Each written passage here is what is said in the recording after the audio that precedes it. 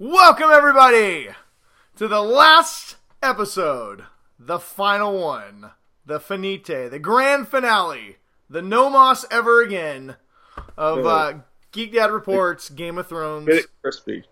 Game of Thrones reviews.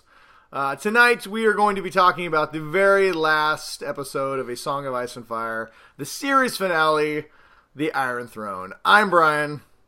And I'm Ryan. And tonight we are going to be your hosts, diving into every little detail that you may or may not have missed or cared about or thought about. I don't know. If you were just nerd raging, some people were very angry with this, but we are not going to spend a lot of time talking about all the people who are angry on the internet. Yeah, and obviously we're going to be doing spoilers. Yes. And if you haven't been watching our shows before, then I doubt this is a good jumping in point. Yeah, probably not. Maybe go back and watch Game of Thrones and then watch all our episodes. Or hey, you know what? If you don't care if everything's spoiled for you, then welcome. Hope you enjoy the next half hour of your life, because we got a lot of feelings and a lot of things to say about what I think has been probably the best show I've ever seen, honestly. I would have to humbly agree with you on that one. And you know, kind of even on that note, I feel like this is a game-changing show. I don't think that, you know, we're going to talk a lot about the quality of the finale and kind of season 8 and just the show in general, but you know, a lot of highs and a lot of lows, but I think the high marks on this series are so high that, like, this is going to be the high bar for a lot of television shows going forward. Like, people are not going to accept TV shows that show battles off screen anymore. Like, things are going to be like, oh, you can animate giant dragons and make it look amazing on a TV budget. Well, and I think hopefully maybe it changes the structure of how they try and tell stories. I mean, maybe you don't have to be afraid to kill off a main character. Yeah, no, that's true. And you don't have to make it, you know, it's not like something that you do toward the end of the series, you know, that just try and make it seem really dramatic. Like, yeah, that's a good point. I never really thought about that. I mean, that's, you know, the way that Game of Thrones, you know, one of the things that make it so special, to your point, is it's about the world and less about the characters. And very few shows are take that chance. You know, most shows are about characters in a world. And I would like to see, you know, I don't want to see a bunch of Game of Thrones clones. I'm sure we're going to get a bunch. For me, I think Game of Thrones, what it did was it took visual storytelling and just what can be done on a week-to-week TV show, and just blew up any kind of expectations, right? And so, you know, we have a lot of these shows coming to like the Disney Plus service. We got The Mandalorian. We got all these, you know, MCUs, the Falcon and Bucky and the Hawkeye TV series coming. Because of Game of Thrones, I expect massive things for this. Like, when I watch The Mandalorian now, I don't expect a Star Wars TV show. I expect a 10-hour movie experience like I got with Game of Thrones. Yeah, and, well, there might be a True Lies, you know, Disney Plus show. So I'm going to have extremely high expectations. Well, and that's, you know, but that's the thing that's so great. I mean, love or hate Game of Thrones, that is what Game of Thrones has done. It has raised the television watching experience to an all new level. And not just that, I mean, it brought all of us together, right? I mean, when's the last time everybody was at the same place at the exact same time watching the exact same thing, right? It definitely more than the Super Bowl. Yeah. I mean, you know, I think more people around the world, probably the ratings are higher in the Super Bowl, but, you know, but a second to the Super Bowl, I mean, this is what people were watching. This is what people were talking. You know, Sunday nights. To work on Monday and talk to 6 women that I barely really talked to, and we were all talking about Game of Thrones. So. Oh, dude, I was servicing a mechanic shop. Guy walks up to me, he's covered in grease, and he's like, "Hey, you watching Thrones?" And I'm like, "Yeah." You know, but that was the power of this show. So, you know, before we get into the actual episode, I just wanted to take a minute and just be like, you know, I hope people don't lose sight. You know, I hope in the long run people look back and realize what an achievement this show really was. And I know that, you know, Weiss and Benioff and Weiss are taking a lot of heat right now, but I don't think they should. I mean, there's been things about the show that are bad, and we'll get into those, but for the most part, they should get a lot of credit. This has been an amazing 8 years of television watching. And, you know, just take a breather and, you know, go and then try and go watch like a different type of show. Yeah. And try to like get the same type of feeling and connection with that show as, you know, what your what you were getting in Game of Thrones. You're not going to get that Dude, connection. I've been trying. Me and the missus have been trying to find new shows to binge watch, and we get about halfway through a couple seasons, we're like, this is stupid. What's next? You know? But, all right, but let's... I'd be taking a break from fantasy-type shows, though. Well, hey, you know, there's about... I think there's like... We talked about it earlier, we shared on Facebook, there's about 10 fantasy shows in active development right now for... almost all of them are on Amazon, which is weird. Amazon's really diving head first. Hey, you know what? I say bring me all the genre, but here, let's talk about the episode. So, it was a big episode. Turned out to not be as big as we had thought. Last week's The Bells ended up being probably the bigger episode of the two. With the most... I mean, I'm not going to say the most happening. A lot happens, but this episode, in a lot of ways, ended up being kind of a smaller episode. I mean, it was basically two scenes. We get the very, you know, we get the aftermath right after Dany's just torched King Landing to the ground. You know, we get to see the fallout of that, and then, you know, then pretty much just cuts to the end where it basically is like an epilogue, and it's, you know, somebody actually... It's confirmed death in the very beginning. I think they just wanted to really hammer home that Jaime and Cersei were dead. Yeah, and what was surprising is we only had one death on this episode, which was really shocking, all things considered. But we'll talk about that in a second. But you know, I did see the ending of this was pretty cool. Somebody overlaid it to like a John Hughes ending where they put the fun music and then they put like, and you know, and like it shows like and what happened to each character after the credits. It was pretty fun. So. I would recommend checking that out. I think we got it on our Twitter page, but yeah. So we got we got the epilogue ending where it kind of tells what happens, and you know it was two very distinct. It felt very different. Like it was almost like you were watching two different episodes in a lot of ways. Yeah, it was good to be a Stark in the very It was good to be a Stark, and I also think the quality. I was much more impressed with the first half of the show than the second half of the episode. The second half of the episode almost became a different show altogether. Well, I mean, you had Tyrion. Once Tyrion kind of gave his speech, and you knew the show was pretty much just like going to be coasting in from there. Yeah, they definitely. I mean, all the grief that people have given. I think the one kind of earned is the epilogue of this. They really just were like, "All right, we told everything we want to tell. Now here's the PS, and let's move on." But first, let's talk about the good. Let's talk about the first half of this episode. You know, we get the resolution of what's going to happen. Dany turns bad. You know, they wait till the final two episodes for her to really have her Darth Vader moment. And I really like, and we'll talk about Tyrion in a second, but... Those Dothraki horde, they're just going to go conquer the whole world. Okay, can we just say one thing for a second? Where the fuck did all the Dothraki and Unsullied come from? Because I swear to God, most of them were wiped out at the Battle of Winterfell. No, half of them were wiped out. How did only half of them get wiped out? But maybe they're like...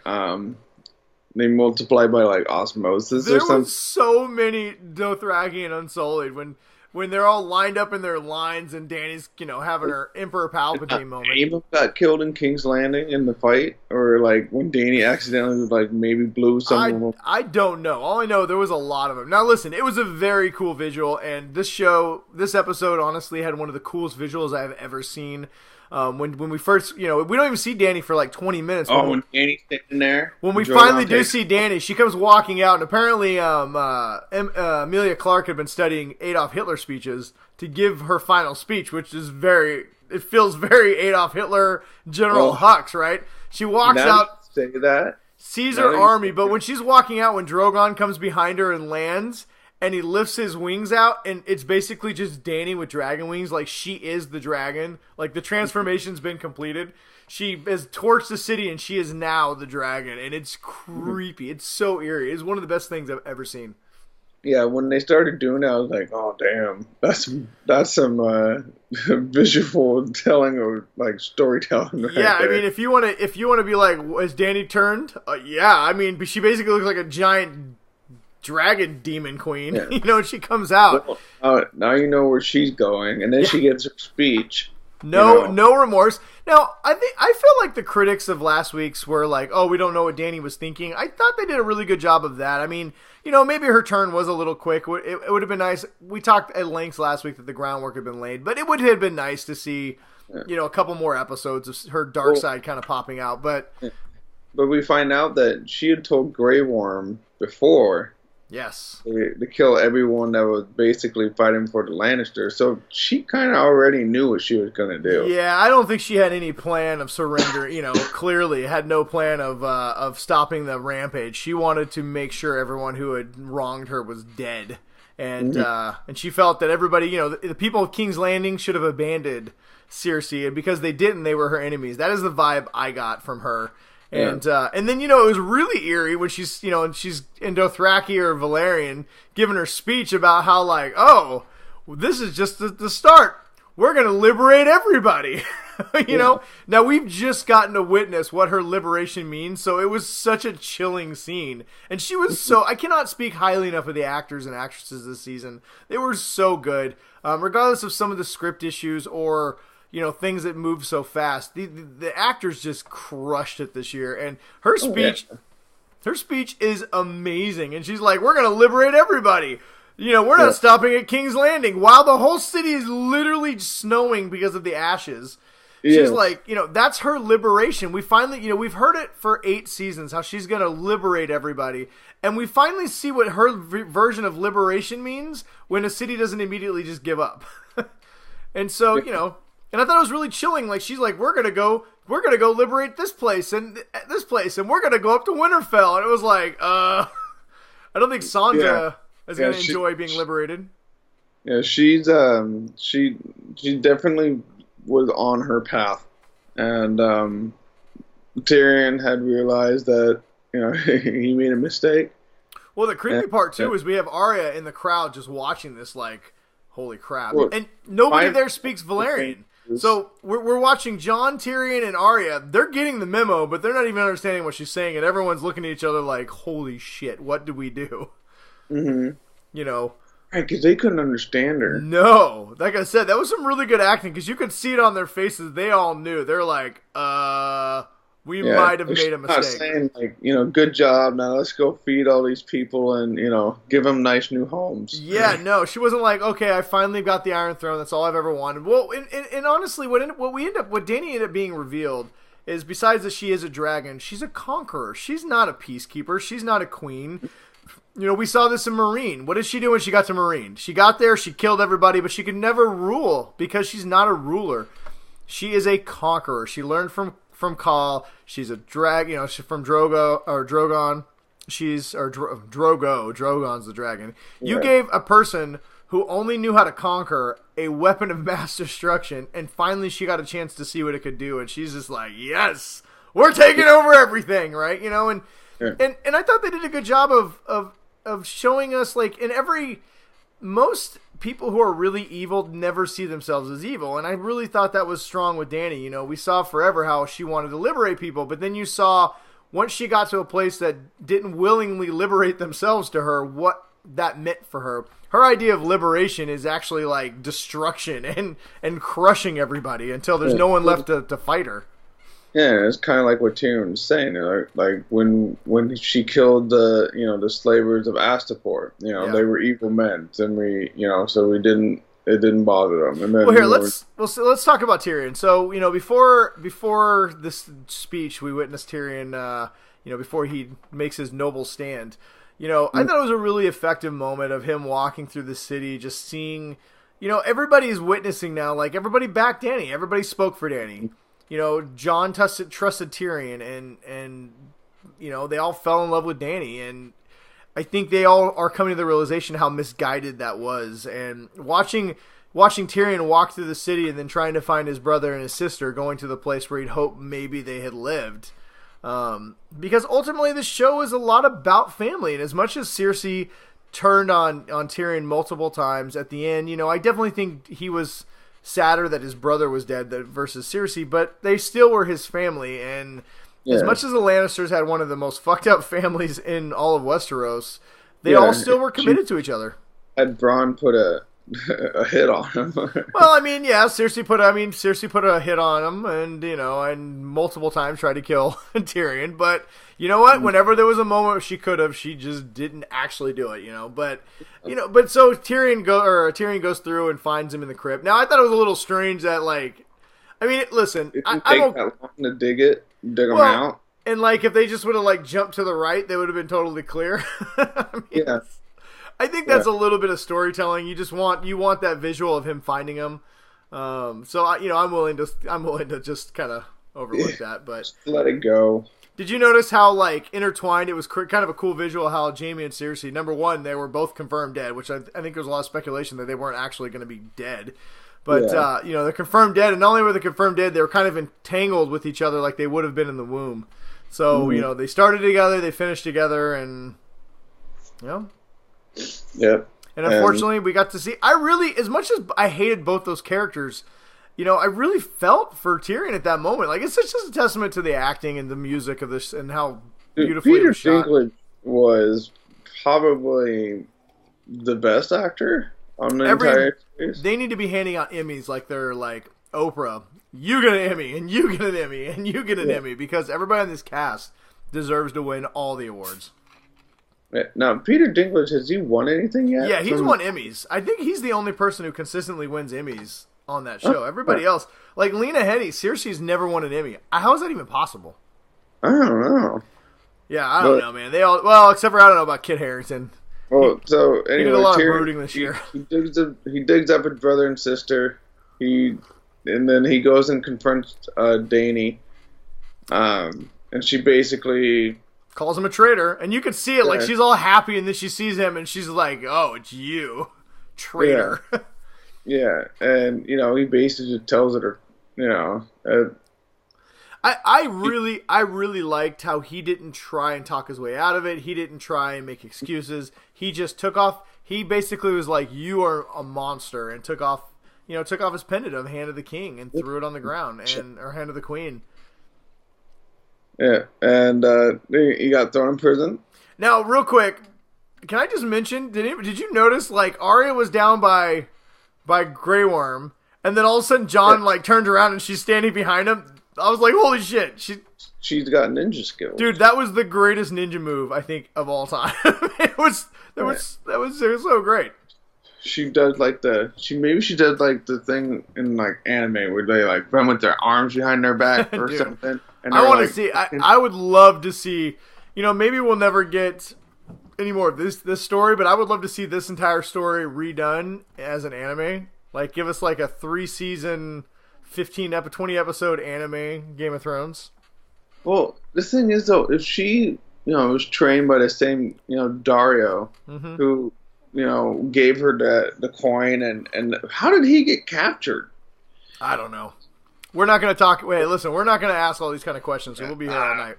Yeah, but I did love Arya's looking at Jon, and she's like, "We may have a problem. We're going to have to do something about this."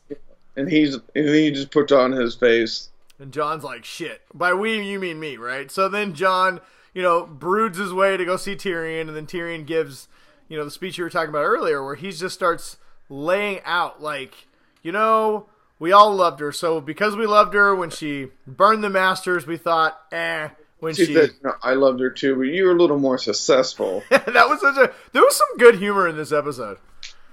We're gonna get to what I think might have been one of my favorite all-time lines, like moments in the entire series when we get to the end. But Davos? No, not Davos. Edmure. Oh, okay. But yeah, so so Tyrion basically lays it out for Jon. It's like, Jon, listen, I hate you have to do this, but you're the only one who can get close to her. You have to kill her. You have to end this. You got to end this, Jon. And Jon just kind of sits there and, "Who's my queen? I love her." So you don't really know what's gonna happen. I mean, you kind of do know what's gonna happen, but you don't. So then Jon goes up to meet Dany, and oh my god, how cool was it? We got so much cool dragon stuff in this episode. When he's covered in the ash. When he's covered in the ash, it looks like snow, and all of a sudden you just see it looks like the ground's moving, and then it shakes, and it's Drogon. And then he kind of sniffs Jon. They do this really cool thing where they pan way back, and so Jon looks so little, and Drogon's taking up most of the screen, and he just kind of sniffs him again, and he's like, "All right, I know, you can go." And so Jon goes up to see Dany. And then, I still at that moment, I don't think Jon knew whether or not he was going to kill Dany. I think he wanted to talk to her. Until she started telling him, like, all this. Dude, like, she goes... babies and stuff like that, and she, like, didn't care. She's like, they were all my enemies. They had a choice. They chose, And then I love... I love I love when she goes full. Like, if you don't know what her plans are, I love how she's like, she's pleading to him kind of one last time, like, do this with me. I want us to be together. I want us to do this together. And John's like, I love you. And she's like, I love you too. That's why we can do this. We can be together. And he's like, but you killed people. And she's like, yeah. And she's like, but we're going to think about how many we're going to save. And he's like, well, what about those who don't want to be saved? And she's like, it won't be their choice. We get to choose for them. Yeah. I think that was the moment. You could see, like I said, it was some pretty good acting, even though we're here to save you. Like, no, I'm good. Okay. Yeah. Even though I give Kit Harington a lot of grief because he was asked to do a lot of brooding this season.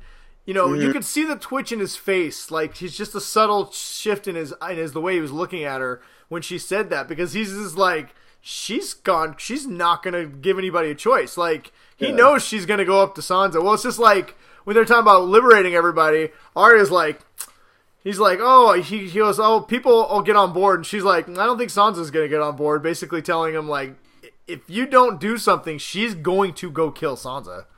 Yeah. And so ultimately the show is about choice and about family, and ultimately John was, got a choice in front of him. You are either going to have to betray your queen or watch your family die. And so John made the choice he always does. He chose his family, and, well, I guess he doesn't always choose his family. He decided to stay at the wall when Robb needed help, but, ultimately he made the choice that the hardest thing for him. He betrayed his oath, and he made the choice he never makes. What am I talking about? He betrayed his oath. He never breaks his oath, but he broke his promise. He's already broken his oath and done all that stuff. Yeah, it's true. I mean, he sacrificed Ygritte for his oaths, and he did all these, and he let Robb go get. Well, he would have got killed with Robb, but and so Dany, that moment you didn't quite know. I mean, you figured it was Jon who stabbed Dany, but there was that whole moment where you could hear somebody be stabbed, and they just kind of looked at each other. Well, and shut up, dogs. Stupid and dogs. Then your dog got their opinions too. Apparently, they never shut up. Then after, so he stabs her, and he's all dealing with that, and then you forget that the dragon and the rider have a connection. So here comes Drogon. And here comes Drogon, just busting in, just sniffing. And then, did it kind of like make you feel like a little emotional?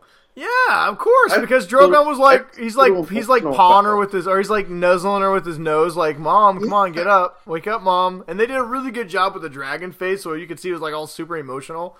Yeah, that was crazy, dude. And then when Drogon, when she dies, man, Jon's just like Drogon's. When Drogon realizes that Dany's dead, like Jon, you could see him like, he's gonna eat me. He just kind of waits for it. But Drogon knows it was because of the throne. Well, and not just that, Jon's a Targaryen, and I don't know. You could say that dragons have like a high intelligence that they just don't know, like, what. So this was mocked just relentlessly on Twitter about how, Drogon is like the most woke character on here, understanding the perils of power. But I thought it was more. I thought it was more just the issue that he, the last thing that he knew that. Because they had a telepathic link, that all he saw was the Iron Throne. So, to your point, they're highly intelligent. I think he understood that the throne is what kind of cost Dany her life. And so, in a moment, instead of killing Jon, he melts the throne and just, hits it twice. The first time doesn't melt it. The second time he hits it again and it just turns to lava. And then he grabs Dany and flies away, I mean, great scene. It was a great scene. It was, like most things on this show, we could say, oh, I would have liked a little more information. But if we would have got a little more information about everything we wanted to, this show would be 17 seasons long, right? Yeah. So, this had to cut it short. But you know what Jon should have done at that point? He should have just got the fuck out of there. So that's what he should have done. We're going to start, and then it fades to black, and that's the scene, right? Jon is captured, and then it goes to the epilogue of 6 weeks later. So this is the point where I don't want to start saying, like, oh, how we would have done it better, but I do want to start kind of tying into a little bit of how we maybe think the book should end, or maybe, like one of the things I would have really liked to see is I think it would have made a lot of sense if Jon just disappears at this point, and I think this could happen in the book, where Jon at this point just vanishes, right? Mm-hmm. Because, and then we just see Jon at the very end going north of the wall with Tormund, right? So you just realize like he escaped and he just fled. He decided he didn't want to be king, and he took himself out of the equation. But, I don't know. What do you think about that? Do you think that could be a way they do it in the book? Well, the book the book has an extra character that is currently invading Westeros with the Golden Company. Okay. At his call, Griff. Yeah. So isn't he supposedly the third Targaryen? Or no, is he the leader of the Golden Company? He's a Targaryen. Oh, he's the other Okay, well, let's not dive too much into the books. I just mean Jon in general. Yeah. So did you see? He's a third Targaryen that's basically leading the Golden Company right now. Like he got the Golden Company to break their vow. Well, good. They're going to show up at Westeros and they're going to be eaten by Drogon. So, all right. Well, here, let's move on. So anyway, Jon gets captured and he's been in chains. We have no explanation on what happened after when Grey Worm. How come Grey Worm didn't just murder him on the spot? 2 weeks, and it's long enough for everyone to basically get. Well, no, Tyrion said 6 weeks. He said, it's been 6 weeks. You guys all look great. 6 weeks. They all have bigger beards, and now everybody, has been brought down. The entire remaining cast of characters, so there's like 7 people. Yeah, the remaining houses, the remaining, big name houses. Whatever houses are basically drawn into a committee to figure out what to do with Westeros. They need to figure out what to do with Jon, what to do with Tyrion, and how they're going to move forward now that everyone's been defeated. Apparently, I guess we're led to believe that Grey Worm and Jon didn't battle it out right there on the spot. Instead, they threw him in shackles for reasons, I guess. I don't really know. Yeah. I kind of feel like Grey Worm would have just murdered Jon on the spot. Or Jon would have at least, tried to fight everybody. Well, and what happened with the Dothraki? They're hanging out with Grey Worm, I guess? I don't know. Which doesn't make any sense because don't Dothraki only follow power? So at this point, unless Grey Worm's fighting them all, they're just going to run away. Yeah, I don't know. But regardless, they're trying to figure out. How do any of them... Here's the other question I have. How do any of them even know that he killed Dany? I mean, Drogon just grabs her and flies away. Yeah. If I'm Jon, I'm like, oh, no, Dany took off for a midnight stroll. And he'd be Tyrion, let's get the fuck out of here. I killed her. But whatever. So anyway, but what we get is, they're bringing Grey Worms. They're having this council to kind of decide the fate of Tyrion and Jon. And, Tyrion kind of turns the tables and decides that maybe they should name a ruler instead. And, for whatever reason, the whole thing was just really weird. Like, Grey Worm's like, say anything again and I'll murder you. And then Tyrion, goes on this, decides the entire fate of Westeros in the next, 2 sentences. Well, at first, Sam, good old Sam. Yeah, trying to figure out what to do. That was funny. He did try to, come up with democracy, basically. That was hilarious. He was like, how about we let the people vote? And everybody just starts dying laughing. And then some random dude's like, how about I let my horse vote? Yeah. That was funny. So any ideas of breaking the wheel? They went at lengths to talk about breaking the wheel, and then their solution to breaking the wheel I did find kind of weak. That instead of breaking the wheel, what we're going to do is we'll choose a ruler. We're just going to take some spokes and just put them in different places. But except for the problem with the wheel was always all the same houses, just now the Targaryens are in power, now the Starks are in power, now the Lannisters are in power. So most of these houses, the one that survived, are still on the wheel. It's just now they'll choose who the next spoke is, I guess. Yeah. I don't know. I guess it's better than just letting Joffrey rule, which is, not a good idea. That's true. Which is kind of what started this whole thing anyway. Yeah. Tyrion gives a great speech, before that, before Sam, there was what you said was your favorite scene. So my favorite, first Sam says democracy, and then they say no, and then, Tyrion says, well, how about we elect a ruler? And and then everyone's real quiet while they're thinking about it. And then we, so around this council we see Sansa, we got, who do we got? We got Davos, Sansa, we got Greyjoy, Yara, we've got Brienne of Tarth, we got Samwell Tarly. Archmaester, that was from the Citadel. Yeah, we got a couple houses. I don't know who's still there. I don't know if Sam was representing the Tarly clan or who knows what. And then we've got... was out there too, wasn't we? We got Robin Aaron, who's suddenly he's massive growth spurt. He looks like a man. Grew up on breast milk for 13 years of his life. Yeah, breast milk did wonders for him. He got tall and handsome, apparently. But Yeah. but then we get good old Edmure Tully, which we totally forgotten about. But he was being captive by the Freys, and now he's been released, and now he's the Lord of Riverrun. So he gets up. And so he looks around, no one said anything, and then he stands up, and then he starts talking about, he basically starts laying out his... At first I thought he was going to nominate somebody. 2 wars. Yeah, at first I thought he was going to nominate somebody, but he's laying out his resume. He's like, well, I've survived 2 wars, and I am a noble house, and he's basically going to say, he deserves to be king. The moment when Sansa's like, uncle, like a small child, uncle, sit down. And he's like, okay. He puts his head down and he tries to move, and then he catches his sword on the chair and he can't sit down. That was amazing. Anybody who doesn't think that the girls have the real power in the show, they have all the power. The women, it was a good job of showing that the women do ultimately have a lot of the power on this show. Yeah, okay, so ultimately, we get a male appointed as a king, and there's some debate of whether that should have been Sansa. Listen, Sansa is gonna, even though she's not the queen, she's gonna rule. At some point, she's gonna rule the entire kingdom. The North is going to be the most powerful entity in all of Westeros. Yeah, and after Tyrion lays out his thing, and everybody's saying their eyes and she still essentially gets what she wants. Okay, so here's the thing. So Tyrion suddenly suggests the person with the best story should be the king, and the person who has all the information in history has the best story. The Westeros Wikipedia. Yeah, we're gonna give it to Bran, and everyone's like, Bran, and everyone's like, suddenly everyone's like, oh yeah, this guy that nobody's talked to for 3 seasons. Yeah, it's a great idea. So Bran becomes king. And then he makes this remark where I was this close. I'm like, oh, here comes my theory. When they're like, do you want to be king? And he's like, why do you think I came down here? I was like, he knows. He fucking knows. This is his plan all along.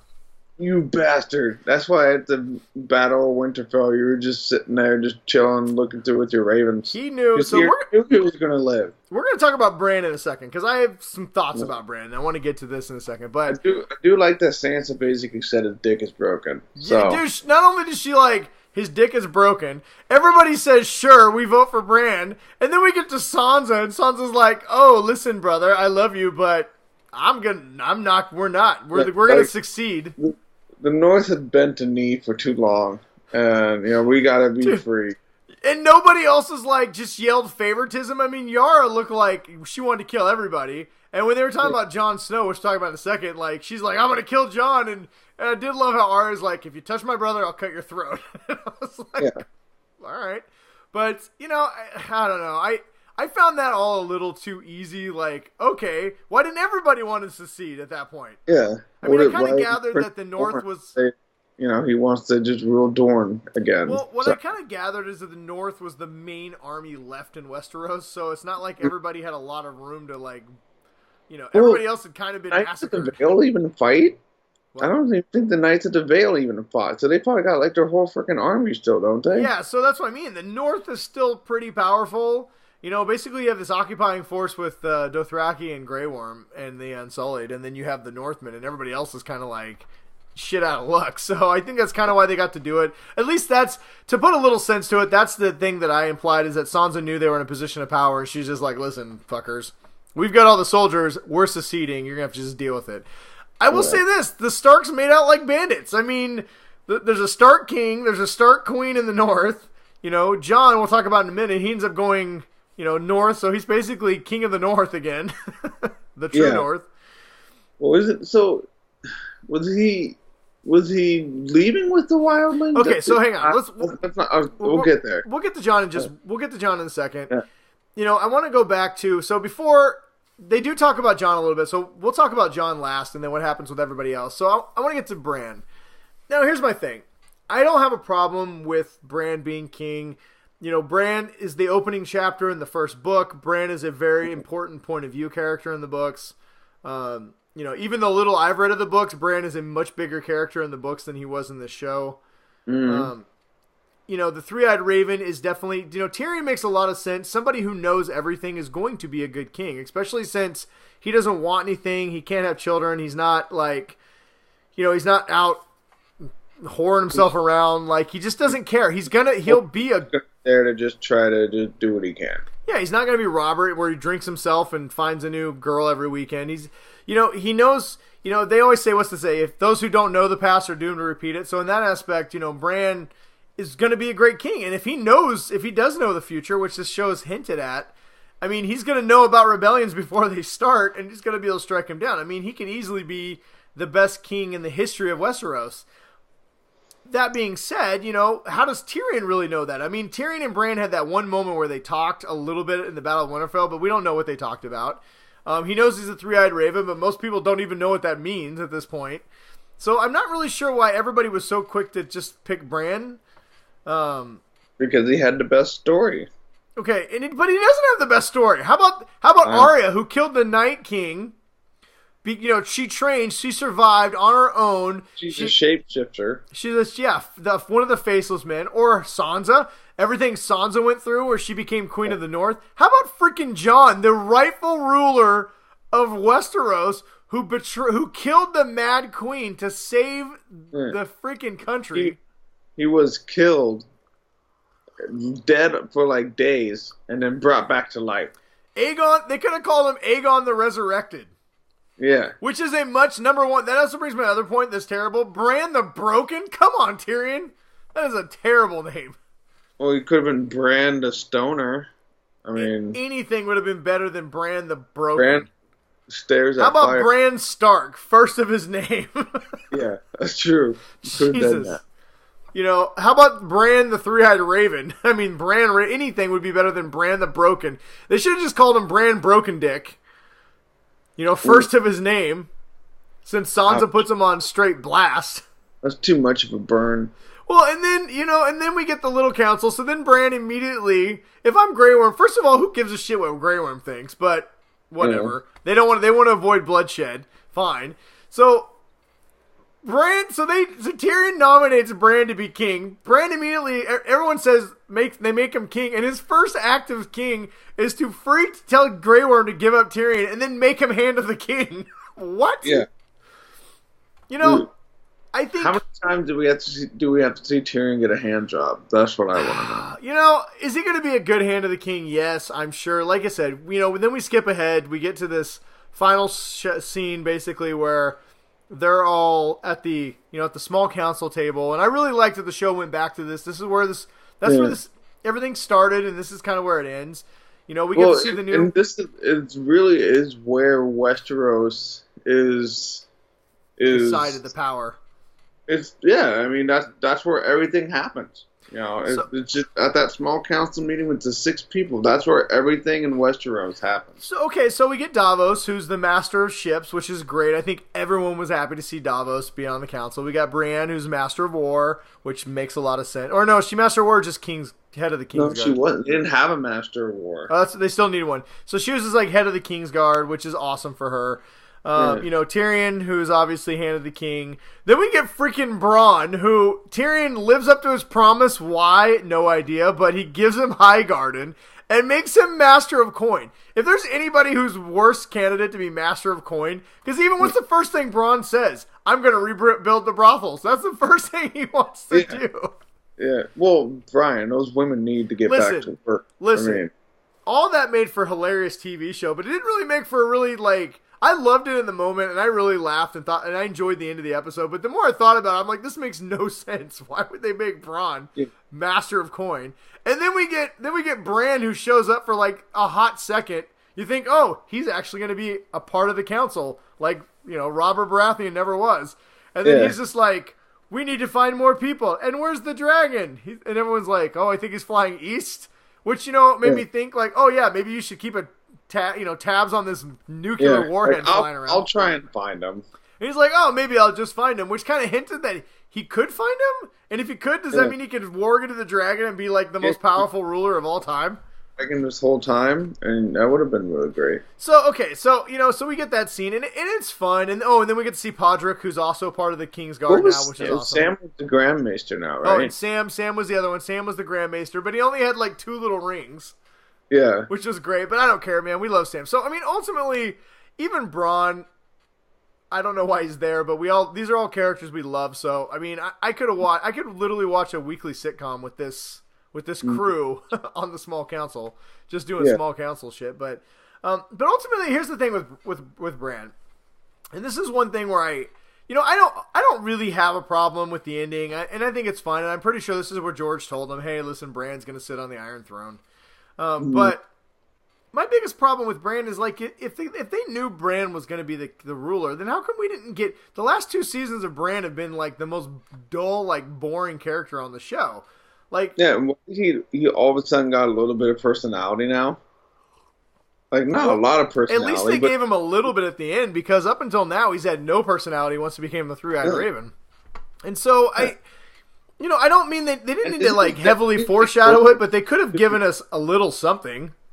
Well, and isn't his destiny like basically like go become like the roots of a tree or something like the 3-eyed Raven was before? That's what I mean. Like they don't even Tyrion gives us a half-ass explanation of why he'd be the best king, and everyone's just like, okay, that's cool, but like why? What they definitely needed that. I will whatever. I forgive them. I love the show. It's fine, but I think of all the mistakes that people said they made on the show, I think the biggest one is not laying the groundwork over the last 2 seasons about why Bran, when they choose Bran, everyone says, I didn't think of that, but damn it, that is a great idea, right?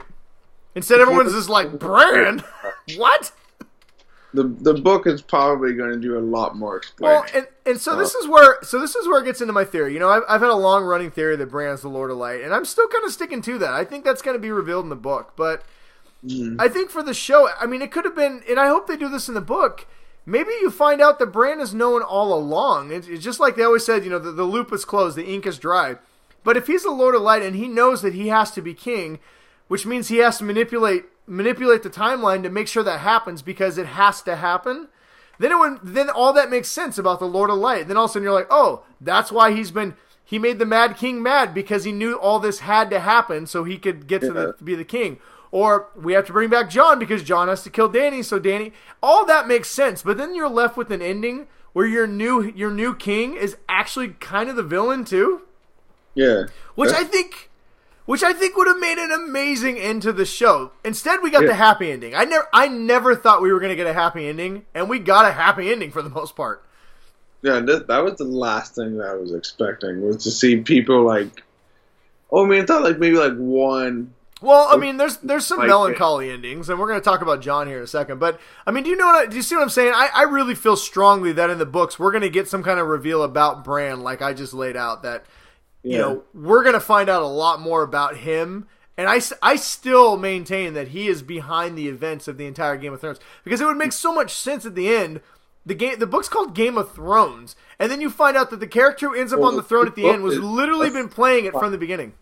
The book is a Song of Fire and Ice. Whatever. And as Sam said, when he was handing the book to Tyrion, it was basically all the war after, Robert Baratheon. Yeah. Did you see the book? It was like signed by George R. R. Martin or something like that on the show. But anyway, that's my small complaint. Ultimately, I did whatever. They chose Bran. They had to choose somebody. It was nobody we expected, and whatever, it's fine. But what did you think of Brienne's her shot writing in the book for? There's 2 things about that. One, I love all the memes that it inspired. There's been some of the greatest memes of all time about what Brienne wrote into that book. Yes. My favorite's got to be, and he was a fuckboy with a 3-inch penis. I mean, this is. Yeah. But I actually found it I thought they did it really well, where you could feel like, even though Jaime chose wrong, she still cared about him, and it was important to her as a knight to write Jaime's accomplishments, good and bad, and she put him in the book because he was a Kingsguard, and he did do a lot of stuff, and he deserved to be recorded in that book, and I really thought that was cool. I really liked how they handled it.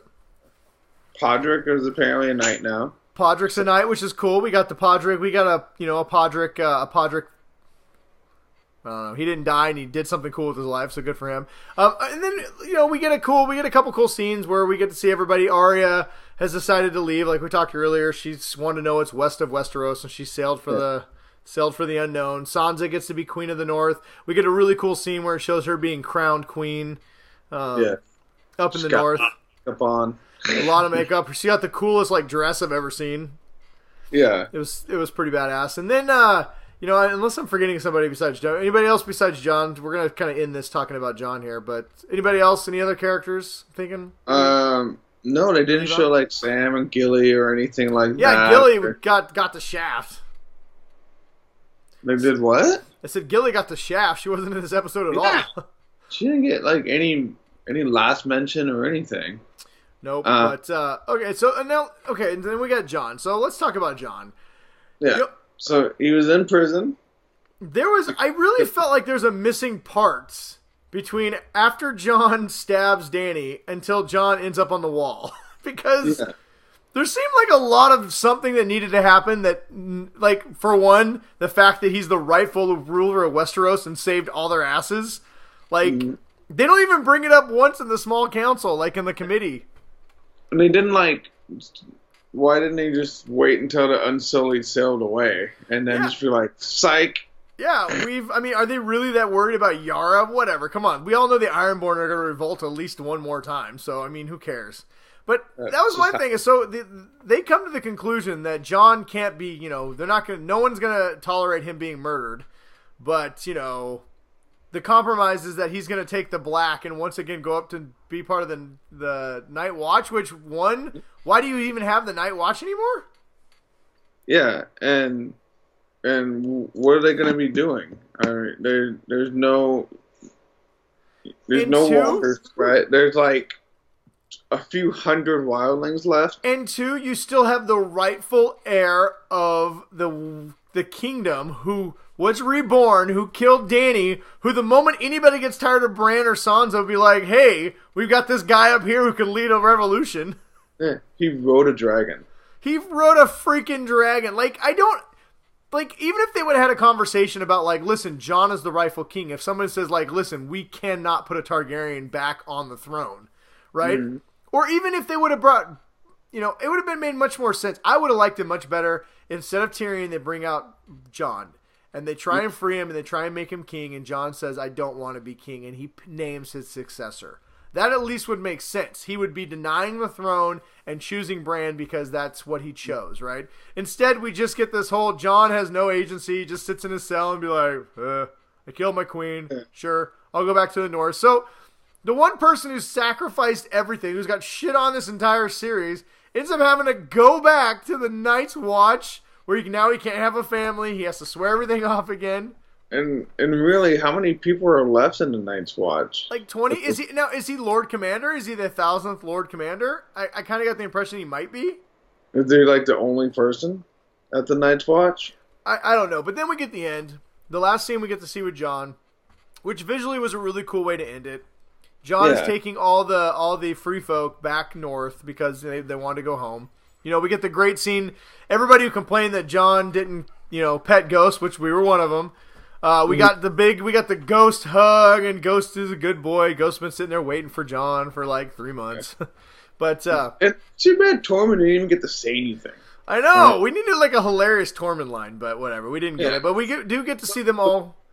I saw Tormund. I was like, oh, he's going to say something great, and then and then Jon, Jon's back in the Black. He took the Black after saying all his byes to his family, and which another thing, really, if he abandons the Black, is Sansa gonna kill him? I don't think so, considering she's Warden of the North, or the Queen of the North.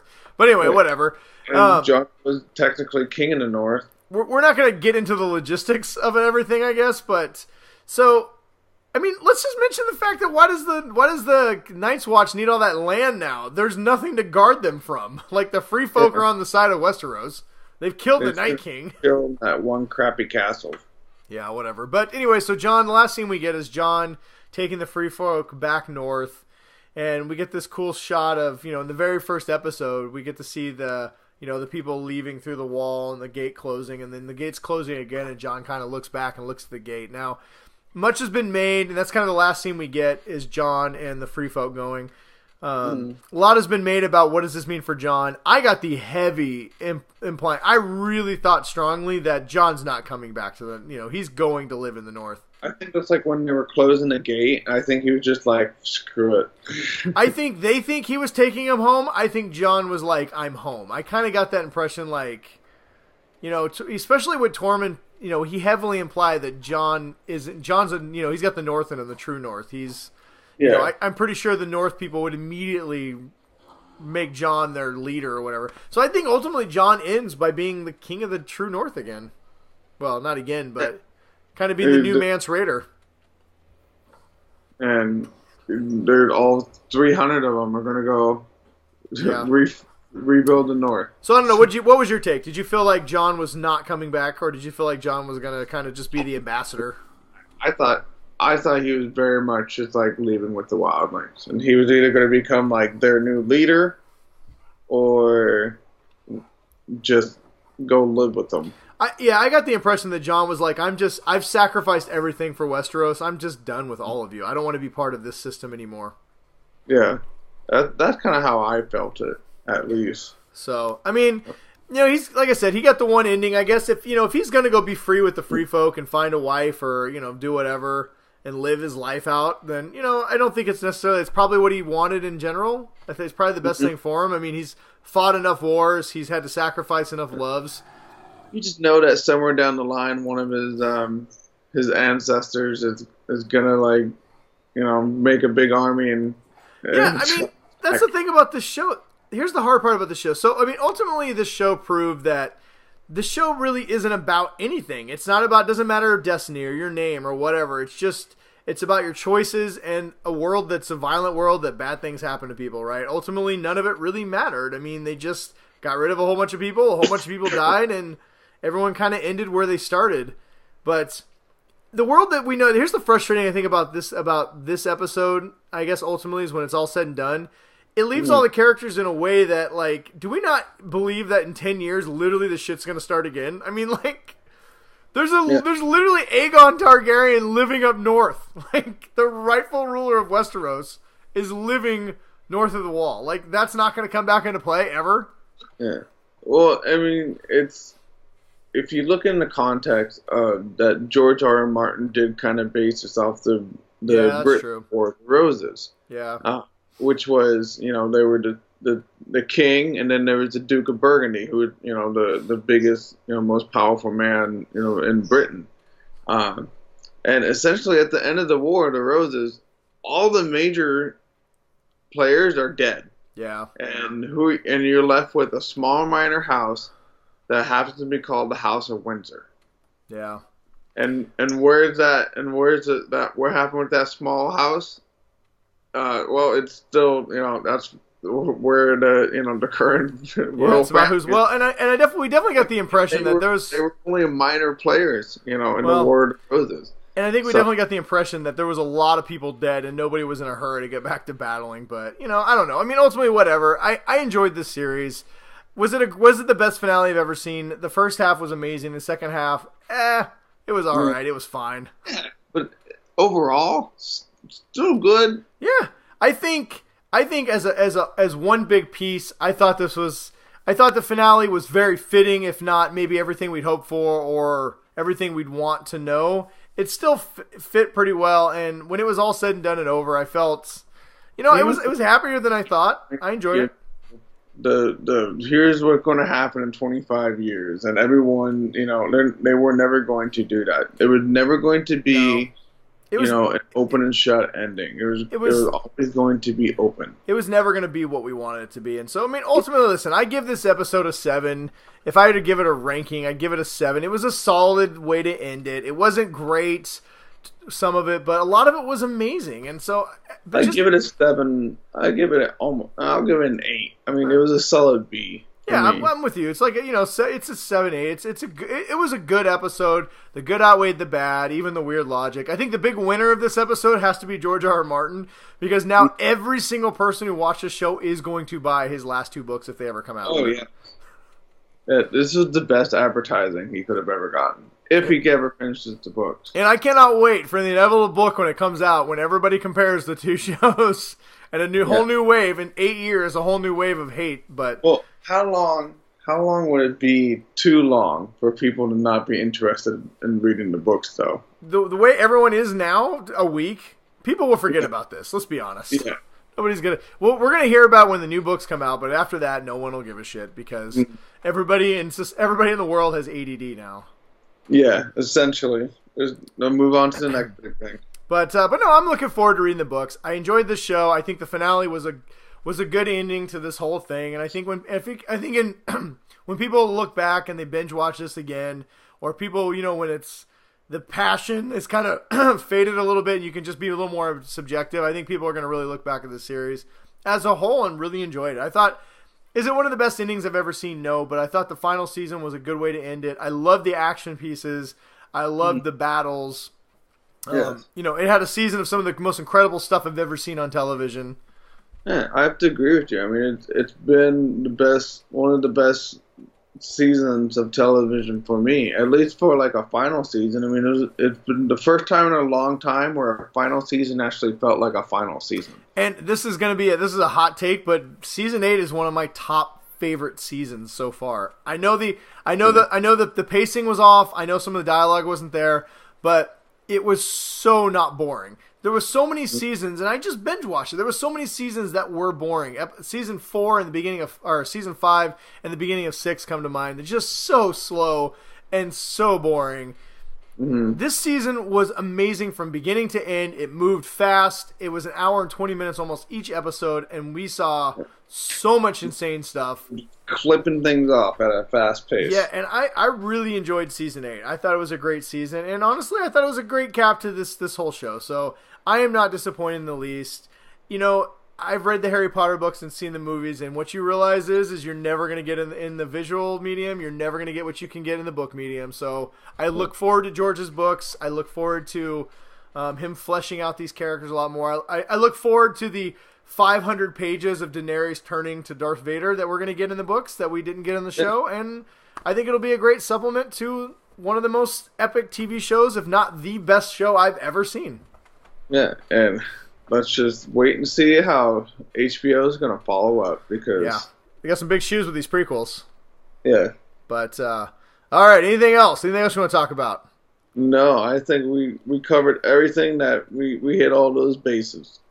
So I'd like to thank HBO for giving us an A++ show. And I'd like to thank George R. R. Martin and Weiss and Benioff and Weiss for obliterating all my theories. You sons of bitches. And someday Brian's going to read every single book that I loaned him. Hey, I did start reading. I'm starting to read World War Z. Yeah. Whatever. That's for a different time. But anyway, all right. Well, signing off. I'm sure we'll do the show again when we get a prequel series, maybe. But until then, thank you everybody for joining us on our journey, recapping and talking about all these things. We love them. Hopefully, you guys have too. And until next time, everybody, stay awesome and stay nerdy and try and not get melted by a dragon. Yeah. Fly a dragon. And hopefully, your name isn't Bran Broken Dick. The worst name ever. Tyrion, you suck.